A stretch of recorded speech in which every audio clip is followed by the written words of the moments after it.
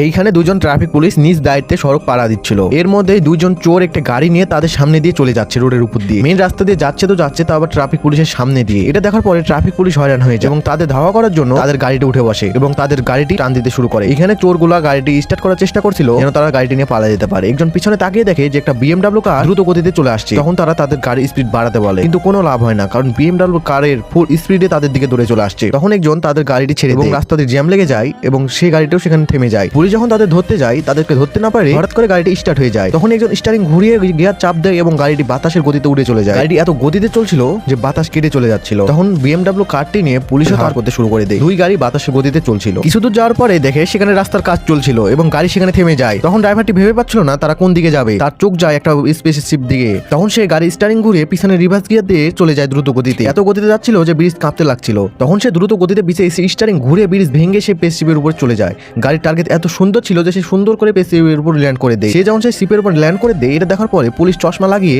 এত জোরে গাড়ির স্পিড বাড়ায় যে সেও ব্রিজ ভেঙে চলে যায়। পুলিশ এটা দেখে কম ছিল না, সেও লাফ মেরে গাড়িটি স্পেসশিপের উপরে তুলে নেয়। এটা দেখার পরে তারা হয়রান হয়ে যায় যে পুলিশ সেখানে চলে আসে। তখন সে গাড়িটি রিভার্স গিয়ার দিয়ে আবার ফুল স্পিড দিয়ে গাড়িটি এমন জোরে টান দেয় যে গাড়িটি একটা উঁচা জায়গা দিয়ে পর রাস্তার উপর চলে যায়। এটা দেখে সবাই অবাক হয়ে যায় যেটা কিভাবে সম্ভব। এখানে পুলিশ থেমে যায় না, সেও তার গাড়ির গিয়ার বেরিয়ে দেয় এবং সেও গাড়িটি টান দেয়, কিন্তু তার গাড়ি যে একটা ব্রিজের উপর আটকে যায়, কারণ সে গাড়িটি এখান থেকে তুলতে পারে না। এখন প্রশ্ন হলো পুলিশটি তাকে ধরতে পারলো না।